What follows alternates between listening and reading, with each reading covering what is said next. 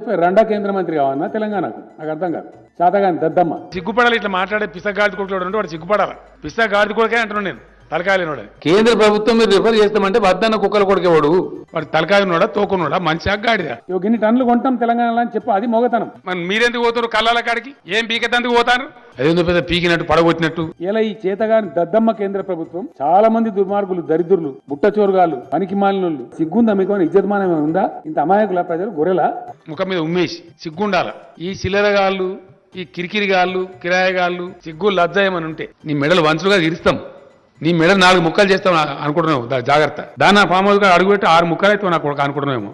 ఈ గోకాసులు ఏం లేక నలిసి పారేస్తాం, 4 కలిసి చీరేస్తాం. జాగ్రత్త. ఏ విపక్షమే ఎవడెవడు తలకాలేనోడు, ఎవడు వాడు ఒకటేందే అని నిపుణులు ఎవడా నిపుణుడు నాకు అర్థం కాదు. ఆడవాడు తీసుకురాపు. అగ్రికల్చర్ పాలసీ నీకు ఎరక తోక అగ్రికల్చర్ పాలసీ. మళ్ళీ ఈ సన్నాసి కాకపోతే ఆ సన్నాసి, ఆ సన్నాసి కాకపోతే ఈ సన్నాసి కిరికిరి పెడతారు నా కొడుకులు.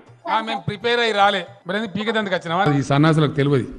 ఆడవాడు 30 ఆడు గెలిచేయలేదు, పీకేలేదు. అలా ప్రతిపక్షాల రూపంలో ఉన్న దద్దమ్మల పరిపాలననే అంటే బోకరగాలు మోపై అదొకటి అడ్డం పొడుగు మాట్లాడుతుంది. బైన్సలో తిక్కమ్మడ కొడుకు దానుకున్నాడు 2 ముగ్గురు. సిగ్గాన్ని ఉండాలి, ఇజ్జతాన్ని ఉండాలి. ఎవడో చిల్లరగాడు కూడా నువ్వు రాయలసీమకు నిలువు అని అనలేదా? భాగవతంలో బుడ్డకాలు దింపినట్టు కత్తులు దింపినారు. మేము అఖిల పక్షం, తోక పక్షం, జోగడు బాగడు జోకెటోడు, తోక గాంధీ, తొండెం గాంధీ. ఇప్పుడున్న పిసిసి ప్రెసిడెంట్ అయితే వట్టి దద్దమ్మ, పనికి మాలిన దద్దమ్మ.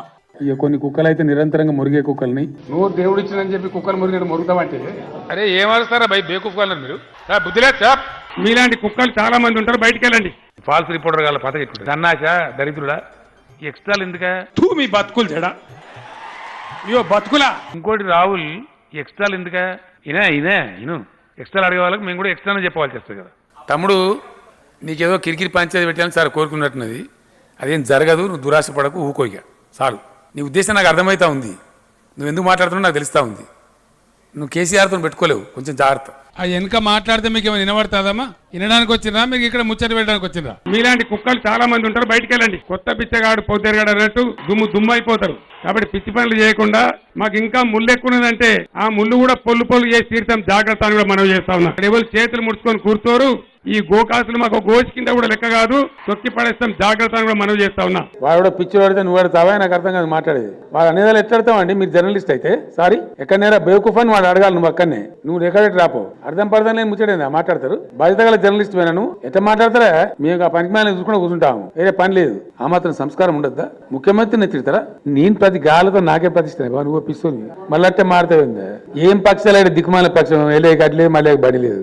ఇక పక్షాలు ఉన్నాయి, నువ్వు పక్షాలు లేని తయారు చేసి మీరు కనవాలి పక్షాలు ఏమున్నాయి? బేగా ఏమైనా ఉన్నదా? నాకు అర్థం కాదు. పడుచుకుంటున్నా వీళ్ళను 300 కిలోమీటర్స్ దాటి వచ్చిన మంత్రిని పట్టుకుని కూడా పోయి 3 ఫీట్ల ఇవ్వడం తిట్టచ్చు. గివి మాటలు, గివి రాజకీయం. ఎవరో పిచ్చోడు బేకారు గారు చెప్తే నమ్ముతారండి? ఏం బలుపా ఏంది? అది తమాషానండి. ఎవరు 4 కుక్కలు పిచ్చోళ్ళు నక్కాలని చెప్పి ఇష్టమైనట్టు మాట్లాడేనా? అడ్డం పొడు మాట్లాడుతున్న ఐసీటీ ఏంది, వాని విలువైందండి? నాకు అర్థం కాదు. నీ లెక్కేంది, నీ పత్రం ఏంది? నాకు అర్థం కాదు. ఈ లంగా మాటలు మాట్లాడలే కేసీఆర్, ఎప్పుడు అవసరం లేదు నాకు. మొట్టమొదలు అన్నిటికన్నా ముందు తిట్లు పనిచేయాలి, ఎవరు తిట్టద్దు.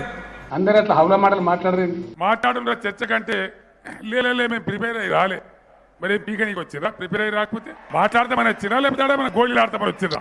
దళితుల రిజర్వేషన్ 19% పెంచాలి కాబట్టి రాజ్యాంగం మార్చమంటున్నా తప్ప రాయవా సార్ హిజాబ్ ఉండు. నాది స్పెషల్ బయట కింద చూపెట్టి నీకు దమ్ముంటే ఇది నేర్చిన ఆరోటి పనికి మాలిన దందా. ఏమి కేఆర్ఎంఏ నీకు ఇంట్రెస్ట్ ఉందా బాగా రాహుల్? అది నీ బుడముండ వాదన, తలా తోకలేని వాదన. ఎవడా మాట్లాడేది నాకు అర్థం కాదు అని లఫంగా మాటలు మాట్లాడుకుంటా ఇలాగంతా పిచ్చిపోసి కాలం ఉన్నాం మనం. పిచ్చి కుక్కలు మత్తుగా మరుగుతాయి, లెక్క పెడదామా? నిన్న జనగామల మొరిపోయిన కుక్క ఏం చేసింది తెలుసా? రైఫిల్ పట్టుకొని ఎవడరా తెలంగాణ ఉద్యమం చేసేదని కరీంనగర్ మీదకి పోయిండు. ఆ రోజు నుంచి ఆయన పేరు రైఫిల్ రెడ్డి అనే పెట్టిండ్రు. సిగ్గు కూడా ఉండాలి కదా కనీసం. నువ్వు ఆంధ్రలో బూట్లు మోసుకుంటా ఉండి, ఆ రోజు చంద్రబాబు నాయుడు చెంచాగిరి చేసుకుంటా ఉండి, డిపాజిట్లు వచ్చినావు ఓడిపోతానని బయోటిని పట్టాడు. ఈ మొరుగుతాడు. పండబెట్టి తొక్కుతా, పేగులు మెడలేసుకుంటా, పెండ ముఖానికి రాసుకుంటా, తీరుతా, సంపుతా, మానవ బాంబునైతా, మట్టి బాంబునైతా అని మాట్లాడతాడు. కానీ ఈ విధంగా 10 ఏళ్ల ముఖ్యమంత్రికి ఉన్నప్పుడు నా నోటి నుంచి ఒక్క రోజన్నా, ఒక సందర్భంలోన్నా ఇటువంటి దురుసు మాటలు మీరు విన్నరా?